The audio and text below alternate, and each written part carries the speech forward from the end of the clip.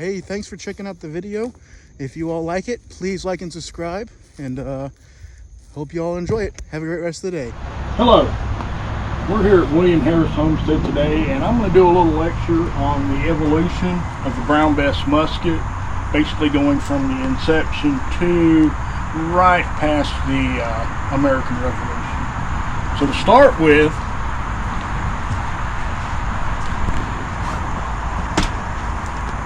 grab this gun here. This is not a brown Bess, but what I wanted to anyway, this is not a brown Bess musket. This is actually a Fowler it's based on one that was built about 1750, but the guys used scavenged parts, and one of the lock is actually from a pre-brown Bess military musket, a Queen Anne style musket with a dog lock. The dog lock can be, because when you go to put it on half cock, you've got to hold it with your finger to get it in there. It's kind of a little bit awkward. But anyway, this is the earlier pre-1720 style lock.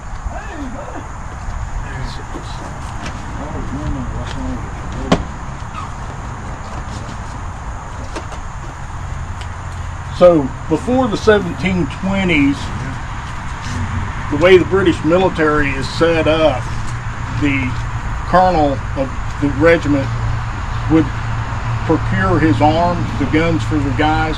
There was no set standard, so you had all different kinds of calipers, all different barrel lengths. All the guns they weren't standardized. King George II, he set out and to improve his military, he had them set a standard for what we know as the land pattern King's arm. It's known as the land pattern because the Navy used the sea pattern. Now this particular gun, this is actually a little bit later, but anyway, it was adopted in 1728.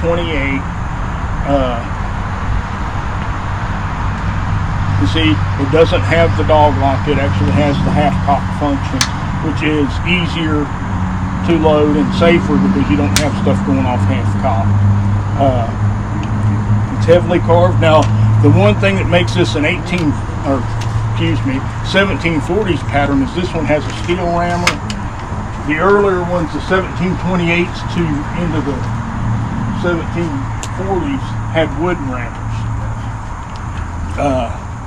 They had issues with the wooden ramrods breaking, so they decided they would go with a steel rammer. Although late in the 1740s, some of the British colonels wanted to go back to the wooden ramrod because they would use the steel ramrod to scour their barrels with, and they were wearing the barrels down and wearing the ramrods out. So some of them wanted to go back to the wood, but they did not, because these are structurally higher. Anyway, this is the 1742 variation. The earlier 1728 looked almost exactly the same, except with a wooden rammer and a little bit larger ramrod thimbles. The next gun I want to talk about, and I've got two of them here, is this shorter version. A lot of people, when they say, oh yeah, these are the Ranger guns, these are actually artillery musketoons. But where that one had the heavy carving, this one's simpler. Still retains the side plate of the larger size. This one has the wooden rammer because these were adopted about 1736 as a shorter weapon, because your artilleryman would be riding on the horses that are actually pulling the cannons, or riding in the wagons and stuff. They need a shorter, handier gun. This was like a backup weapon because their main job was to fire the cannons. So this was just like a shorter defensive weapon. The next thing we want to come to is the 1756 pattern. There was a 1747 or 48 pattern that looked just like this gun, except it has a brass nose cap put on it. During the French and Indian War in 1756, because they were having to build many more muskets, because what was French and Indian War here turned into the 7 Years' War in Europe. They were needing a lot more muskets made, so they simplified the guns by getting rid of a lot of the carvings on them. So you still have the same brass furniture, same lock, still keeping the 46-inch barrel, but they simplified the carving, so you was a little bit quicker in making the stocks. And then when you get to 1768, this one here, we have what they was known now as the second model, or the short land pattern. The first one was just called the land pattern until this one came in 1768. They shortened the barrel by 42 inches. They simplified. This one does have a little bit of carving, and that's optional onto the gun makers, but your brass work is a little bit simpler. The side plate here is flat where the other one was domed. That saves a little bit of money. Shortening the barrel saved a little bit of money. Now this gun was actually based on an earlier commercial version called the Militia and Marine musket, that was actually starting to be built in the 1750s. And you'll see this go on through the life of the Brown Besses as things change a lot of times, because this was the King's pattern. This is what was approved for military use. But your militias, not the Royal Marines, but for Marine use, meaning any sailors on the merchant ships and stuff, they had to provide their own arms, so they were looking for something a little bit cheaper than the basic military gun. Still 75 caliber, like I said, with a 42-inch barrel.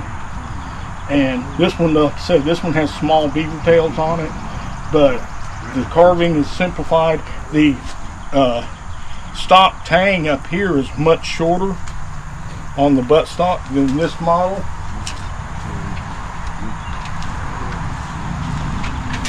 So you can get a view of that too. You hold this one up here. You see how long the tang is on this for the butt plate. On this one it's simplified, and basically it was cost saving measures.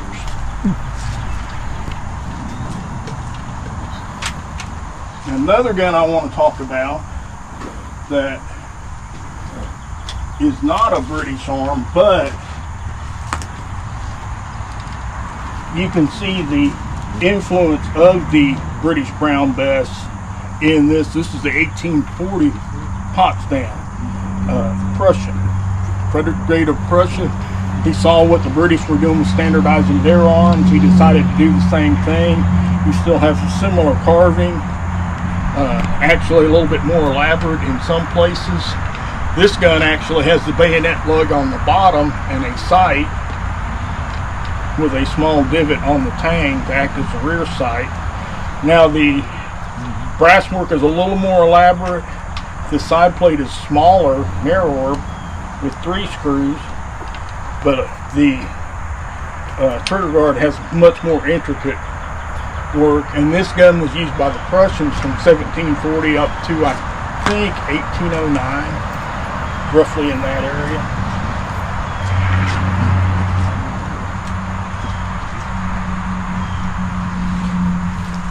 And as you can see here, I have quite a few second model guns. I have a variety. But the next model we're going to talk about, this is what is known as the India pattern. It was adopted by the British in, I want to say 1797. But with the outbreak of the French Revolution, they started purchasing them from the East India Company in 1793 and issuing them to the British troops. But this was the standard arm of the East India Company. They adopted it in 1771.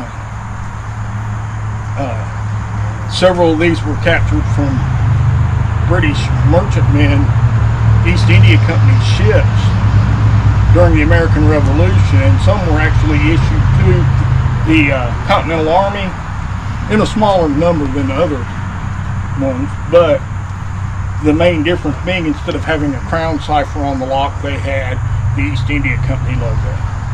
Now this gun has a 39-inch barrel, so you're going, again, shorter barrel, so you're using less metal, making it a little bit cheaper.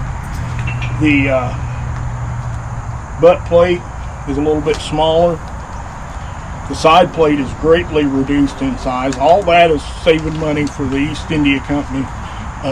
They were making a still durable musket, but in a much cheaper than what the British military was spending on their arms. And they're learning that the longer barrel length really wasn't going to the shorter barrel lengths, was not really affecting the accuracy of the weapons.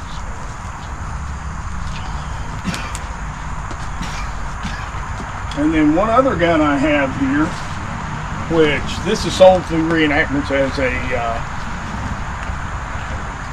ship's carbine.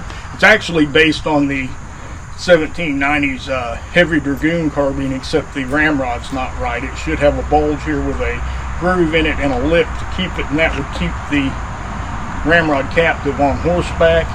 You have a 24-inch barrel, still the same lock, the East India style smaller side plate. And the French started using this style side plate early on, so a lot of the commercial guns that, even though they're Brown Bess style, would still have this style lock plate even earlier. So that's not a definite saying that it's definitely 1790s with the British marked guns, but earlier marked stuff would have been a little bit different. I'm starting to ramble here. And the last thing I want to talk about here, we were talking earlier about commercial guns. We have this right here. This is called a Fusil, F-U-S-I-L. It's missing its bayonet lug. I had a slight accident with it. If you look, it's got a simple brass band for a nose cap. Has a civilian style side plate on here, but the swell is more noticeable on this side. It's based off of the Brown Bess, but it's smaller. It's a 68 caliber. This would have been used if it was a fancier engraved gun, as an officer's gun, but they were also issued sometimes to sergeants, and light infantry companies would use these as a smaller, lighter weapon. It's got a 40-inch barrel, so it's shorter than the traditional Brown Bess musket, smaller bore, lighter. This gun's much lighter, and I purchased this gun from a native, so it's got this non-standard sling on it. So, any questions? Anyway, I hope you appreciate the video, and thank you.